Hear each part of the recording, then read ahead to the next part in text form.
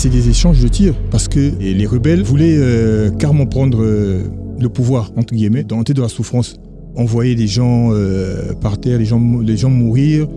Certains mouraient de faim, de soif parce qu'il n'y avait rien à manger. J'ai regardé mon copain, il m'a regardé dans les yeux, j'ai senti qu'il était désespéré. Il a ouvert son sélecteur et il a rafalé en face des coups de feu. Mon copain a reçu une balle à la tête et puis au cœur, il est tombé. Tout son tête au même moment passé, il rafalait sur nous. Il tirait comme ça, il finissait. Je pense qu'il avait même fini peut-être son chargeur sur nous. Lui, il avait reçu une balle de la tête et au cœur. Mon cousin, il avait les balles au ventre et moi, j'avais reçu 3 balles. Il voit une dame quelque part. Il dit à la dame, madame, est-ce que vous pouvez venir? Trouve-nous des toilettes indigènes. Où sont les toilettes? Parce qu'on va leur jeter dedans. Nous, on n'a pas le temps. Après, on leur jette dedans et puis après, on s'en va. L'histoire que nous allons vous présenter aujourd'hui est l'histoire de Brice. Brice est un ancien marine de l'armée congolaise et lors des affrontements qu'il y a eu lieu pendant les années 2000 entre les rebelles et l'armée gouvernementale, Brice a littéralement frôlé la mort. L'histoire que nous nous apprêtons à vous raconter et que vous apprêtez à suivre et à entendre est une histoire accablante qui va vous prendre aux tripes. Restez connectés, bienvenue sur Holy Consulting Media, je suis Jonathan Toto, je vous présente Brice, c'est son histoire. Bonjour Brice, comment vas-tu? Ça va, par la grâce de Dieu, merci. Aujourd'hui, nous nous retrouvons pour un témoignage marquant et aussi tragique, et nous allons parler aujourd'hui de ton histoire. Est-ce que tu peux te présenter pour les personnes qui ne te connaissent pas? Merci, alors je suis Brice Ndebeka. Je suis marié et père de 2 enfants, Jessica Manuela et Daniel Emmanuel. Très bien. On ne dit pas l'âge. Ouais, je suis adulte, voilà. Très bien. Alors l'histoire, elle commence comment? Pourquoi c'est important aujourd'hui d'ailleurs pour toi de parler de cette histoire? Histoire, oui, mais pour moi c'est un témoignage parce que ce que j'ai vécu, c'était un moment difficile et je ne pense pas garder cette histoire, ce témoignage dans mon cœur. Il faut que je puisse sortir ce témoignage afin que les gens comprennent et qu'ils sachent comment se comporter par rapport à ce que j'ai vécu. D'accord, donc pour toi, c'est une leçon de vie au-delà d'un témoignage, c'est vraiment, au-delà d'une histoire, c'est vraiment une leçon de vie pour tout un chacun. Exactement. Très bien. Alors, je te laisse commencer. J'ai vécu des moments difficiles, très difficiles. Mais bon, par la grâce de Dieu, tout s'est passé sous la protection de sa main. Ça commence pendant la guerre dans mon pays. Il y a eu des moments difficiles, moments atroces dans mon pays. Il y avait la guerre entre l'armée gouvernementale et les rebelles qui étaient dans le sud du pays. Et voilà que nous, on se retrouve dans un quartier sud du Congo, à Brazzaville. D'accord. C'est en ce moment-là que nous étions pris en étau par des rebelles qui avaient quadrillé partout. Et du coup, on ne pouvait plus repartir. Nous, puissions être de l'autre côté, on ne pouvait plus ressortir parce que tous les issues étaient fermées. Donc, voilà. Donc, vous étiez enfermés, vous étiez encerclés et il n'y avait plus d'issue. Non. Et là, il a fallu que nous puissions suivre la direction que la population prenait pour aller dans les villages du sud. Parce qu'on ne pouvait plus repartir. Nous ne pouvons pas parce que nous étions à 3. J'étais avec un de mes copains et un cousin. Donc on ne pouvait plus repartir de l'autre côté parce qu'ils étaient attaqués par l'armée et eux, ils ripostaient. Donc du coup, on ne pouvait pas aller sous les balles de l'autre côté. Donc il a fallu qu'on puisse suivre la direction que la population prenait pour trouver des refuges. Et qu'est-ce qui se passe à ce moment-là exactement? Mais c'est des échanges de tirs parce que les rebelles, ils voulaient carrément prendre le pouvoir, entre guillemets, et l'armée gouvernementale était en train de leur repousser. D'accord. Et ensuite? Et voilà qu'on a suivi la population en traversant plusieurs barrières, des interpellations, il fallait se cacher et tout. Et voilà qu'on se retrouve dans un village appelé Moubamou. On a marché tout le long de la route. On était en train de la souffrance. On voyait des gens par terre, les gens mourir. Certains mouraient de faim, de soif parce qu'il n'y avait rien à manger. Vous ne pouviez rien faire pour eux, quoi. Non, on pouvait pas parce que déjà en perdant le temps, en restant derrière, on pouvait nous rattraper et puis nous faire du mal. Et il est arrivé un moment où on a marché plusieurs jours et on est même soif, on n'avait rien à boire, mais on a bu même l'eau des sources là. Et en arrivant à Moubamou, c'est là où c'était la catastrophe. C'est là où on a vraiment vu notre vie défiler. Parce qu'on était interpellé par 3 rebelles qui nous ont suspectés d'être des militaires. Pourquoi ils vous ont suspecté d'être des militaires? Bon, déjà que nous étions grande taille et notre corpulence, à l'époque, je faisais beaucoup de sport. J'avais un gabarit plus énorme que celui que j'ai en ce moment. Nous voyons, ils se disaient qu'on était des militaires. On était à 3. Ils se sont dit que nous venons pour regarder leur plan et puis faire signe du côté du gouvernement. Espions, quoi. Ouais. Donc voilà, ils ont dit non. Quelque chose se passe, il y a quelque chose que vous cachez. Et voilà qu'ils nous ont demandé de se mettre à côté. Ils ont demandé aux femmes qui étaient avec nous. Il y avait des femmes avec nous, les tantes. On avait rejoint quelques tantes qui étaient avec nous et des personnes. Il y avait une foule. Il fallait qu'on se mette dans la foule pour ne pas qu'on soit vraiment repéré. Et en ce moment-là, ils ont demandé aux dames de partir. Et nous, tous les 3, ils nous ont dit de rester debout là.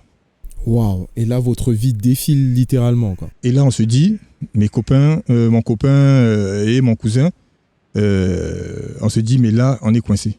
Ils nous ont demandé où partez-vous. On a dit non, mais on va avec la population, on va se retrouver de l'autre côté, on va aller vers Pointe-Noire, la capitale économique. Donc, on fuit la guerre comme tout le monde. Il dit non, vous êtes des espions, vous venez voir les plans d'ici pour rendre compte. Il dit c'est pas ça. Il a dit bon, on discute trop, il va falloir qu'on vous élimine tout de suite. Comment ils en ont eu cette certitude? C'était simplement à cause de votre gabarit ou est-ce qu'il y avait des éléments qui leur ont donné des éléments, des signes que vous étiez militaire? Déjà que c'était des gens, soi-disant chrétiens aussi, mais ils faisaient quand même du mal. Ils ont, rien qu'en nous regardant, ils ont senti quelque chose. On ne sait pas si c'est par l'esprit ou je ne sais pas comment, mais ils ont dit qu'il y avait quelque chose. Ils nous ont posé des questions. Ils ont dit, bon, nous, on se dit que vous êtes des militaires. Dites-nous si vous êtes militaires ou pas. Ah non, on s'est dit, mais quand on leur dit qu'on est militaire, ils vont tirer sur nous. Quand on leur dit qu'on est civil, ils vont tirer sur nous, donc on n'avait pas le choix. J'ai regardé mon copain, il m'a regardé dans les yeux et j'ai senti qu'il était désespéré. Parce qu'on avait plus... ils nous ont mis à 10 mètres. 10 mètres en face. Rien du tout. Et eux, ils avaient leur Kalachnikov, ils avaient leur calibre 12, ils avaient des armes. À peine 10 mètres. 10 mètres, c'est 10 pas. Mais en fait, 10 grands pas. Oui. Ouais. C'était pas qu'on s'était retourné, mais en face de nous. Ils étaient en face de nous. Ils ont dit, bon, on a trop discuté, maintenant, il faut qu'on puisse terminer avec vous. Dites un dernier mot parce que vous allez bientôt partir. Et à ce moment-là, c'était vers la fin de la guerre ou au début de la guerre? Non, la guerre y était déjà. Et la guerre se poursuivait parce que nous étions dans la partie sud. Trouver des issues pour arriver à Pointe-Noire. Et la guerre se passait à Brazzaville. D'accord. Donc là, la guerre se passait toujours. C'était en pleine guerre. Ouais, c'était en pleine guerre ce moment. Et ensuite? Voilà qu'ils nous disent, bon on est resté trop longtemps à parler. Discuter, vous êtes à 10 mètres d'eux. Maintenant, dites un dernier mot parce que vous allez mourir tout de suite. Et là, mon copain, il me regarde dans les yeux, moi je regarde. Il n'arrivait plus, il commençait à fondre en larmes. Et mon cousin, Sosten, il me regarde. J'ai dit, on n'a rien à faire. Il nous a dit, bon, mettez-vous en face de nous. On s'est mis en face d'eux, comme ça. Et ils ont pointé leurs armes, leur Kalachnikov sur nous. Et qu'est-ce que tu vois autour de toi à ce moment-là? Mais en ce moment-là... Tu les fixes? Oui. Tu entends des bruits autour de toi? Non. En ce moment, on est en face d'eux. On n'avait plus rien à dire. Et eux, ils préparaient, ils ont chargé leur Kalachnikov, mis la balle au canon. Ils ont descendu le sélecteur pour commencer à tirer. Une histoire digne d'un film de science-fiction. Et en ce moment-là, je ne sentais plus rien. Je me sentais vraiment perdu. Je me dis, est-ce qu'ils vont réellement tirer parce que c'était en face? C'est pas qu'ils nous ont bandé les yeux, qu'ils nous ont retournés, mais en face de nous, à peine 10 mètres. Ils ont dit, bon, on tire sur vous. On les a regardés. Et à un moment, il a ouvert son sélecteur et il a rafalé en face de nous. Des coups de feu. Là, il vous tire dessus. En face de nous. Et il a rafalé au rafale. Il a rafalé et tout. Donc, du coup, ce qui arrivait en ce moment, je ne savais pas. C'était difficile. Et c'était rapide aussi. Vraiment rapide parce que après, on s'est effondré. On est tous les 3 tombés. Mon copain Yves, je paie à son âme, il a reçu une balle dans la tête et puis une balle au cœur. Et... Ton cousin? Ouais. Je vais revenir parce que... Là, ça te fait mal, ouais. Je revois la chose en face. C'est pas une histoire qu'on m'a racontée. C'est pas quelque chose que j'ai étudié, que j'ai gardé. mais c'est gravé dans mon cœur. Ce que je vous dis aujourd'hui, c'est un choc. Mais donc en ce moment, mon cousin il reçoit des balles dans le ventre parce que c'était au rafale. Mais toi, tu le vois. En ce moment, on est tous tombés. On est tous tombés. Lui, il a reçu des balles au ventre. Mon copain a reçu une balle à la tête et puis au cœur, il est tombé. Tous ont été tombés au moment passé. Il rafalait sur nous. Il tirait comme ça, il finissait. Je pense qu'il avait même fini peut-être son chargeur sur nous. Et tous on est tombés. Et en ce moment, il se met debout. Il voit une dame quelque part. Il dit à la dame, Madame, est-ce que vous pouvez venir? Il parlait dans leur langue que je comprenais quand même. La dame est arrivée. Elle dit, bon, trouve-nous des toilettes indigènes. Ils ont, tu vois, dans les villages, il y a des toilettes avec les grands trous. Ouais, grands trous. Ouais. Où sont les toilettes? Parce qu'on va leur jeter dedans. Nous, on n'a pas le temps. Après, on leur jette dedans. Et puis après, on s'en va. La dame dit, non, mais si vous les jetez dans les toilettes, ils vont pourrir. Après, on sera malade ici. Il y aura la fièvre typhoïde et tout. Le village est proche. Moi, j'ai des enfants et tout. Et il a commencé à s'énerver contre la dame. Donc moi, je te parle et tout. Non, s'il te plaît, bon, d'accord. C'est quelque part là-bas. Mais s'il vous plaît, on sera malade. Et il a compris. Il a dit, bon, donne-nous les pelles pour qu'on puisse creuser un trou, leur enterrer. Et moi, j'étais couché. Et tu étais à quelle position? Tu étais au milieu? Non, j'étais au coin. Moi, j'étais en premier et au milieu, c'était mon copain Yves. Et de l'autre côté, c'était Sosten, mon cousin. Et il demande d'aller chercher les pelles. Et en ce moment-là, moi, j'entendais tout. Je saignais de partout. Parce que eux, lui avait reçu une balle de la tête et au cœur. Mon cousin, il avait les balles au ventre. Et moi, j'avais reçu 3 balles. Une balle était rentrée à l'épaule. Elle est sortie au dos. Juste à quelques centimètres de la colonne vertébrale. Et une balle est rentrée derrière, là, au niveau de la fesse, et sortie à la cuisse ici, là. Et une balle, je l'ai reçue là, à la paume de la main, ça m'avait ouvert presque la paume, là. Donc quand tu as reçu la balle, tu t'es retourné, elle est entrée par la fesse, elle est sortie par le côté gauche de la cuisse. Je t'assure, mon frère, que c'est en un laps de temps. Je savais pas qu'est-ce que je faisais en ce moment. Tu vois, en face de nous, quand à ce moment-là, tes mouvements, tu les contrôles? Non, je les contrôlais pas. Je sais pas qu'est-ce qui me tournait, me retournait, me faisait coucher et tout. Parce que une balle qui rentre à l'épaule, qui sort au dos, ça veut dire que j'étais un peu penché. Elle a touché la colonne vertébrale? Elle est passée juste à quelques centimètres. Et une balle, elle passe là, sur le bras là. Et je comprends pas comment ça se fait que l'autre balle, elle rentre derrière, vers la fesse et sortie vers la cuisse. Alors qu'il a tiré en face de nous. Et en ce moment, la dame, elle leur dit non, mais il y a des pelles, mais j'ai vu des gens travailler quelque part un peu plus loin, à 100 mètres, si vous pouvez aller voir là-bas. Et les 3 rebelles, ils sont partis. C'est en ce moment-là que j'essaie de me relever, mais je ne pouvais pas. Il y avait du sang partout, j'ai vu mes copains, c'était un carnage. Je les ai appelés, j'ai appelé Yves, il ne répondait pas. J'ai appelé Sosten, il ne répondait pas. C'était diamant, ils avaient tout été détruit en eux. Et moi, j'ai regardé mes mains, ça saignait de partout. Et en ce moment, je me dis, mais qu'est-ce qu'il faut faire? J'ai appelé la dame qui avait parlé avec le monsieur. Elle arrive. Je lui dis, s'il te plaît, je sens mon corps, comment ça, le sang, c'est comme ça se coagule, je n'arrive pas. Et puis, il faisait chaud, il était 11h ce jour-là. Si je me rappelle bien, c'était un samedi 2 janvier. Samedi 2000. 2 janvier ouais. De l'année 2000. Exactement, je me rappelle toujours parce que avant cette fusillade, j'avais écrit sur ma Bible. Et j'appelle la dame, elle arrive, je dis, est-ce que je peux avoir un peu d'eau? Elle dit, mais avec les blessures que tu as, si tu bois de l'eau, tu meurs tout de suite. Je dis, non, il faut que je boive de l'eau parce que ça va me donner un peu la force. Okay. Et elle me donne de l'eau. J'ai bu de l'eau. À ce moment-là, elle me dit, faites attention parce que les rebelles, ils sont allés chercher les pelles pour vous enterrer. Elle dit, ah ok, d'accord, ils vont nous enterrer. Je dis, ok, d'accord. J'ai dit, bon, madame, j'ai 17 000 francs. Bon, mais en francs CFA, pas en euros. J'ai 17 000 francs dans mes poches. Il faudrait que tu prennes cet argent. Tu prendras 5 000 francs dans cet argent, tu mettras dans n'importe quelle église que tu verras, qu'elle soit protestante, évangélique, qu'elle soit catholique. Tu mettras 5 000 dans l'église. C'est moi qui donne ça pour l'œuvre de Dieu. Quelle était pour toi la signification de ce geste-là à ce moment où tu es en train de perdre la vie? Pour moi, j'ai pensé à l'humanité, j'ai pensé aux pauvres, j'ai pensé aux orphelins, j'ai pensé à tous ceux qui sont dans la difficulté en ce moment.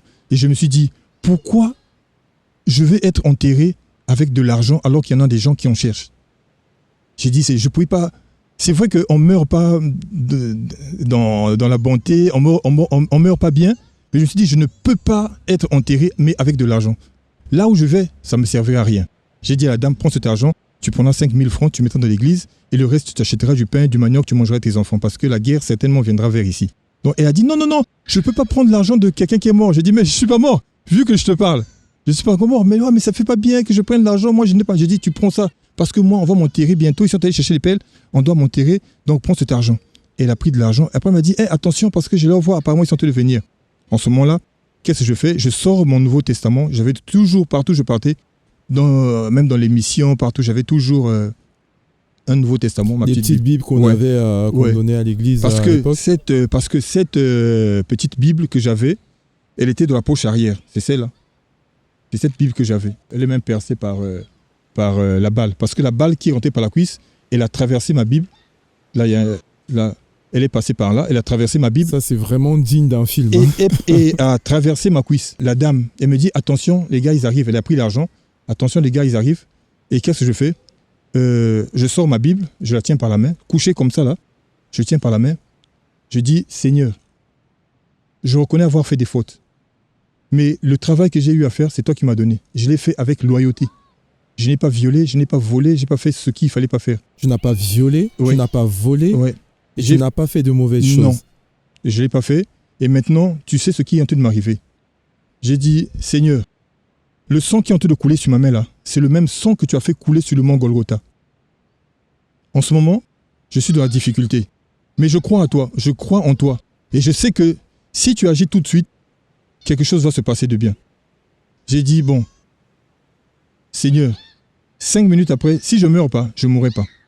Je ne mourrai plus. Donc tu as dit au Seigneur que si dans les 5 minutes qui arrivent, je ne meurs pas, alors par la foi, je crois que je ne mourrai pas. Je ne mourrai plus. Et j'ai sorti mon Nouveau Testament.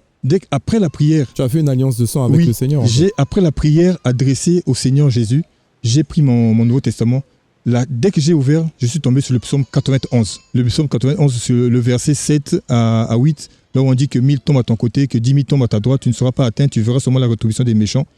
Et quand j'ai lu ça jusqu'à la fin, je me suis dit, c'est ce que je suis en train de vivre actuellement. Je l'ai pris, j'ai posé par terre et j'ai posé ma tête. Halte sur image.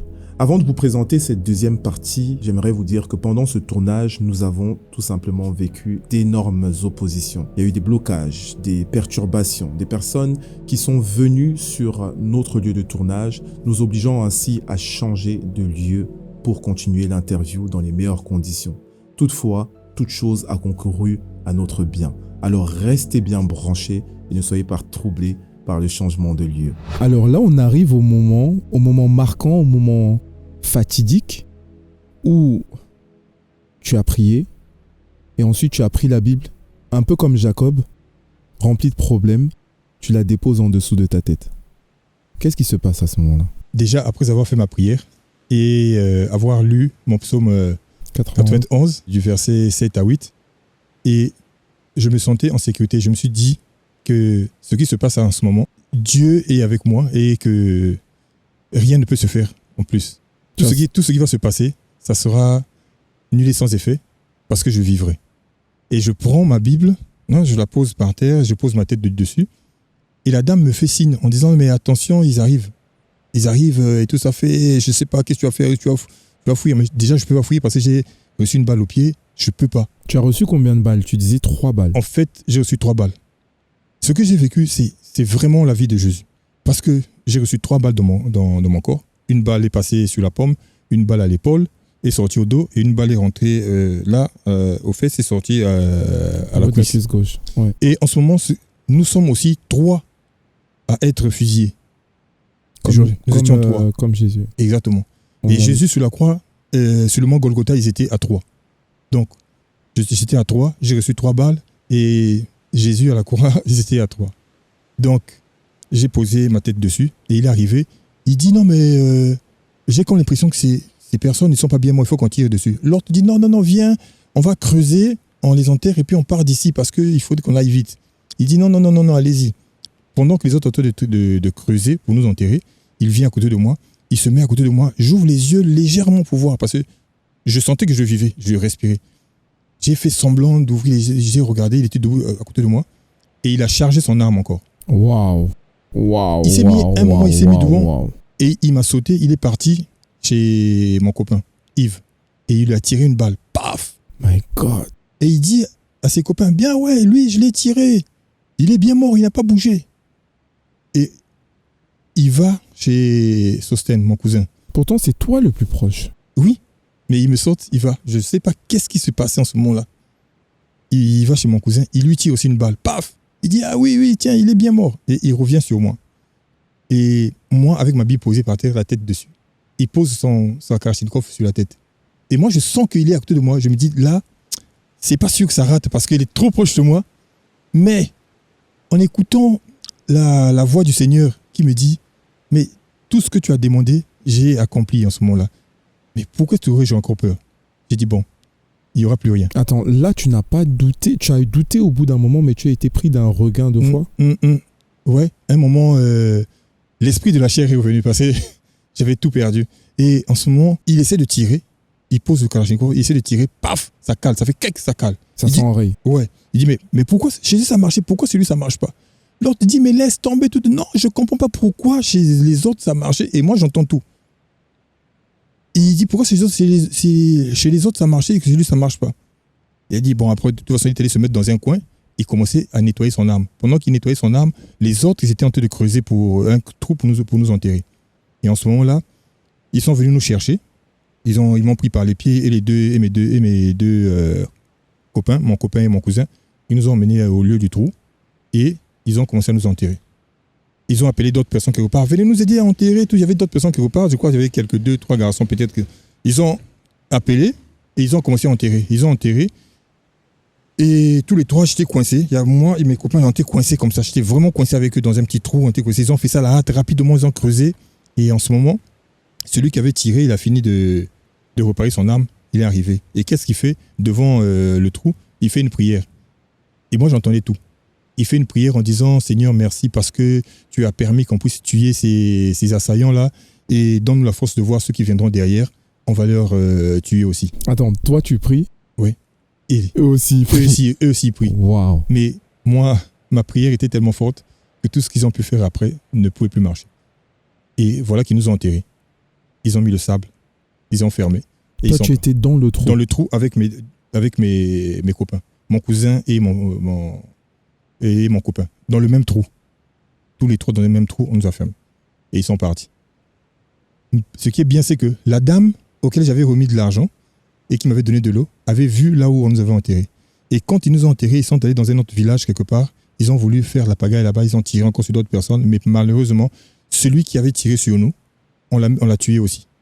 Donc c'est là où je revois sur le psaume 91, le verset, il dit, tu verras la rétribution des méchants. Tu verras la rétribution des méchants. C'est exactement, j'ai dit. Il n'a pas dit il y aura la rétribution, il a dit tu verras.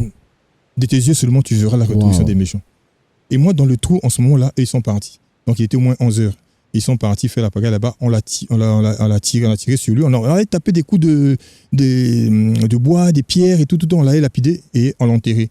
Et la dame arrive. Donc celui qui t'a tiré dessus, oui, celui qui a tiré dessus. Il est parti dans un autre village. Oui. Donc il a voulu faire la même chose. Et les villageois se sont rebellés contre lui. Exactement. Et ils l'ont tué. Et les deux autres, qu'est-ce qui s'est passé? Ils ont pris la fuite. Il n'y a que lui Il n'y a que lui.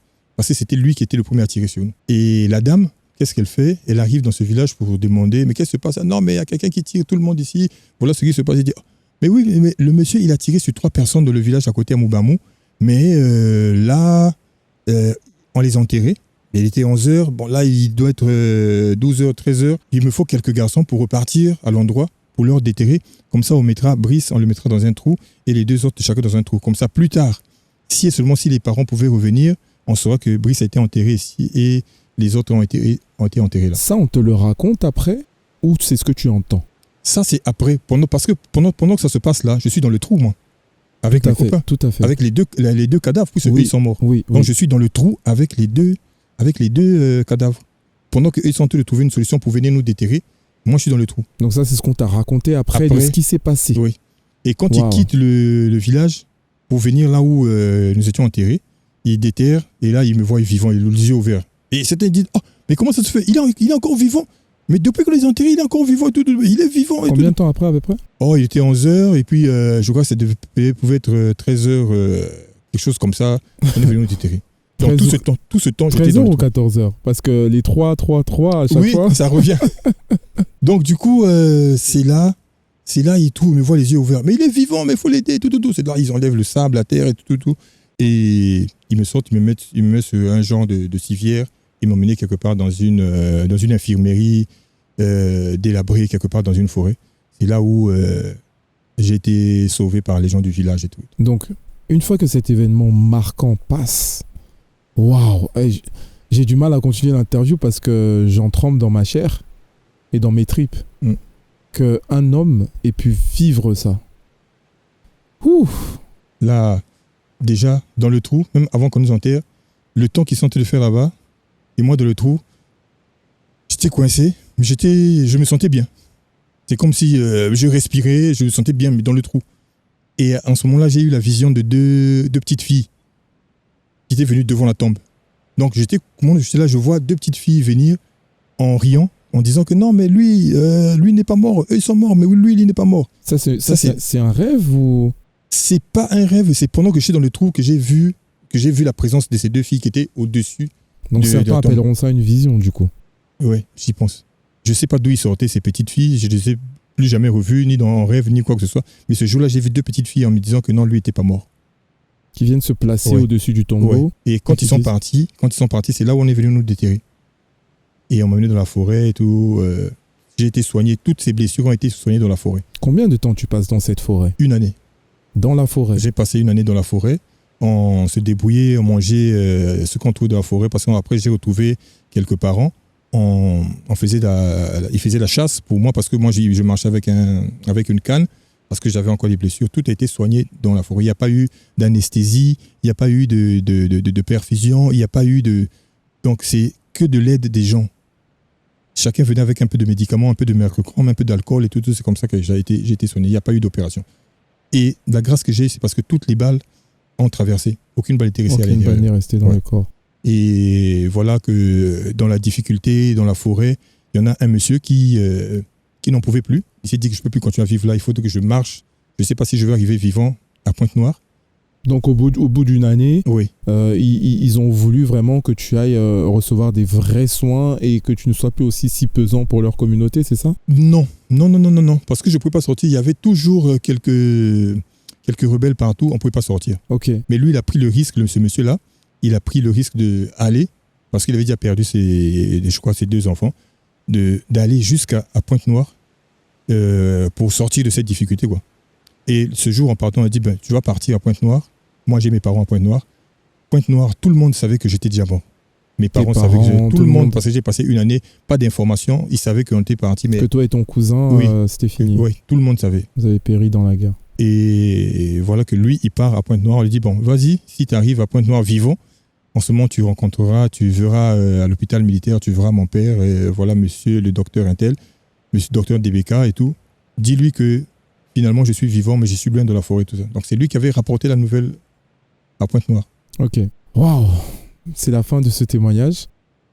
J'aimerais te poser 2 dernières questions. Oui. La première de ces questions finales, c'est quel est le message que toi, aujourd'hui, tu souhaiterais passer à ceux qui nous écoutent au travers de ton histoire? Qu'est-ce que tu aimerais transmettre? J'ai une mission, d'abord, par rapport à tout ce qui s'est passé. Je pense que ce n'est pas un hasard.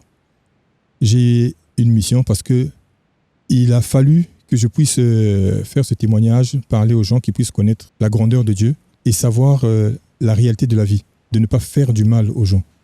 Tu vis ta vie normalement en respectant les lois de la nature. J'ai eu cette envie de faire le témoignage. Quand je suis rentré à Pointe-Noire, j'ai fait le témoignage dans les églises. Plein de témoignages j'ai fait dans les églises. J'ai eu la chance d'aller à Cotonou, au Bénin. J'ai fait des témoignages là-bas aussi, jusqu'à aller à Accra. J'ai prié, j'ai fait des témoignages. Et je suis reparti à Pointe-Noire. J'ai continué à prier et je me rends compte que finalement, Dieu est merveilleux. Il a fait des grandes choses pour moi. J'ai eu la grâce de venir aujourd'hui dans ce pays et les témoignages continuent. Certaines personnes sont en train de se convertir. Les gens sont en train d'être transformés par ce témoignage parce que ce n'est pas quelqu'un qui m'a raconté ce témoignage. C'est moi-même qui ai vécu ça. Et les témoignages que tu as donnés dans ces différentes places, ces différents endroits, ça a marqué du monde, ça a touché du monde? Très émouvant. Et Il y a eu des soulèvements de foule, des chocs. Ouais. Il y a eu beaucoup des repentances. Des gens qui ont changé leur vie, qui ont compris la puissance et la grandeur même de la parole dans la Bible. Très bien. Pour ma dernière question. Ces 2 filles que tu as eues en vision, elles portaient un nom? Ils n'avaient pas un nom. Par contre, il y a 2 femmes qui m'ont soutenu dans les difficultés que j'avais. C'était maman Angèle. Et il y avait Angèle Ange. Ouais, Angèle et maman Julie. Donc, ces 2 filles qui étaient venues, normalement, ils n'avaient pas de nom. Mais je me suis dit que les noms que portaient ces mamans-là, je devais les dédier aux jumelles que je vais avoir un jour. Que je voulais que ça soit Juliana et Angela. Donc, je crois que peut-être que Dieu me donnera des jumelles auxquelles je donnerai ce nom-là. Pour bien clore l'histoire. En tout cas, je te remercie, Brice. Je te remercie énormément pour ce témoignage. Et j'espère que des vies seront marquées. Est-ce qu'il y a des projets pour la suite? Les projets pour la suite, c'est vraiment, je voulais écrire un livre. Comme ça, c'est vrai qu'on dit souvent que les paroles s'envolent. Mais les écrits restent. Tu vas écrire un livre alors? Mais ouais, j'aimerais bien écrire un livre afin que ça reste longtemps à côté des personnes, quoi. Dans les annales. Merci beaucoup de nous avoir suivis pour ce témoignage marquant, ce drame, cette tragédie qui a marqué la vie de notre invité Brice, et nous le remercions d'avoir pris son courage à 2 mains pour pouvoir témoigner et parler de tout cela. Nous remercions aussi à la réalisation Michael Traoré et nous vous remercions de nous avoir suivis. N'hésitez pas à vous abonner et n'hésitez pas à suivre nos différentes pages sur les réseaux sociaux, Holy Consulting, Production, Média. God bless, à très vite.